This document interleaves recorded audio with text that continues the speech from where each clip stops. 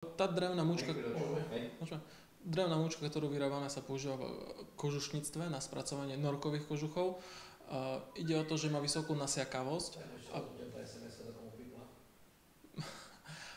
Tak vypnem asi telefón. Nebol môj. Naša drevná mučka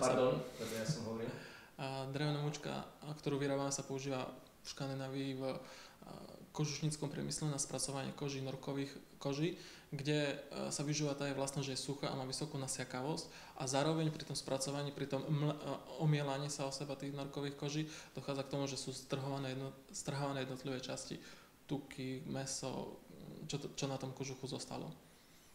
Skôr na kožušine. Na kožušine. Hej, poďme ešte raz, aby to bolo čisté. Poďme aj 10 krát. Naša drevná mučka, ktorú vyrábame, sa používa v Škandinávii, hlavne v kožušníckom priemysle. To zase nebolo dobré. Pri spracovaní norkových koží. Naša drevná mučka sa používa v Škandinávii, hlavne pri spracovaní norkových koží. Využíva sa tá je vlastnosť, že má vysokú nasiakavosť, je suchá a dokáže svojimi vlastnosťami dostať všetky vlhké časti, vlhkú hmotu z tej kože, to znamená tuky, krv, voda, čo tam zostala, zároveň vysuší a zároveň sa o seba omiela a tú kožu dokáže pekne opracovať, vyčiniť takzvané. To bolo presné, dobre. A potom, že teda, povedzme pri podstielkách zvierat, aký to má zmysel? Taktiež dodávame hlavne do Dánska, kde sme certifikovaní dánskou hygienou. Poďme ešte raz, to som dánskou veterinárnou správou. Tak, oni sú, veterínu a hygienu majú spojené. Takže dodávame do Dánska, kde sme certifikovaní dánskou veterinárnou... Zase som zabudol. Dodávame do Dánska, kde sme taktiež certifikovaní dánskou veterinárnou správou. Dobre, ešte raz. Takže dodávame do Dánska veľké objemy tejto drevnej mučky, kde sme certifikovaní dánskou veterinárnou správou. Ide o to, že to dodávame na chov prasiat ako podstielku. Hlavne pri preprave týchto ošípaných z farmy na bytunok a tak ďalej, alebo mladých ošípaných na farmu.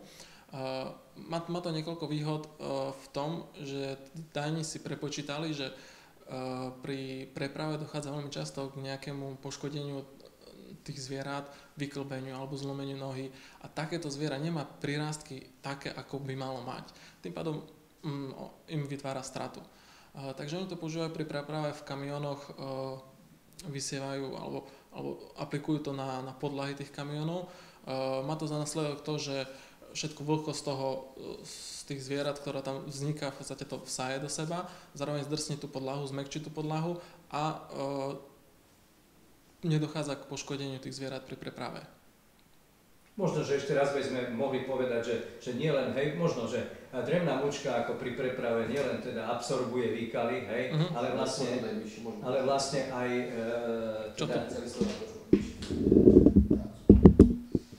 Že vlastne ale aj sa postará o to, že zvieratá sa na podlahe nešmiekajú a nedôjde k podvrtnutiu. Naša drevná mučka sa používa aplikuje sa na dno, na podlahu kamionov a má za následok, že absorbuje exkrementy tých zvierat, ktoré pri preprave podliehajú stresu a vytvárajú tam tie exkrementy, tak ono absorbuje tú vlhkosť, zároveň zmäkčuje a zdrsňuje podlahu toho kamiona a nedochádzajú k vyklbeniu, podvrtnutiu zvierat. Následne, čoho tie zvieratá majú lepšie prirástky, sú zdravšie a tí farmári môžu mať tým pádom väčšie zisky. Áno, dobre, a my položím otázku. Dobre, či ja položím otázku, že prečo sú ochotní ako do toho investovať, pretože to nie je najlacnejšia podstielka, prečo tam nedávajú slamu, a vy na to by ste vlastne nadpojili a povedali, že dánsky farmári si vyrátali, že vďaka drevnej mučke nedochádza k podvrtnutiu, vyklbenia, ktoré spôsobujú znížené prírastky. A potom to vysvetlenie, že na podlahe kamiónu nielen absorbuje exkrementy, ale vlastne aj podlahu aj zdrsňuje a zvieratá sa nešmykajú. V Dánsku farmári majú vypočítané, ešte raz, už musím na tým porozmýšľať, lebo to je veľmi dlhé. Vy položíte otázku, že prečo sú ochotní do toho investovať. Prečo sú ochotní do toho investovať, hej, pretože je to drahšie určite ako hodiť tam slamu, hej. Hej, trošku tým ramenom kúmne viac, áno, tak. Som trochu v strese teraz. Jasné. Pri používaní drevnej mučky v kamionoch, pri prevoze prasiat,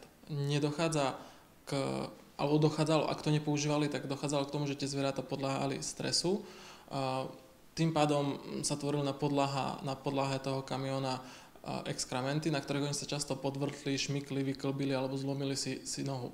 Aplikáciou drevnej mučky na podlahu týchto kamionov k tomu nedochádza, pretože tá drevná mučka je suchá, teda v strebe vsiakne tie exkrementy, zároveň je mäkká a zdrsňuje tú podlahu a majú to v Dánsku farmári prepočítané, že pri používaní tejto podstielky v kamionoch nedochádza k takému počtu zranení tých zvierat. Áno, dobre, to je v poriadku.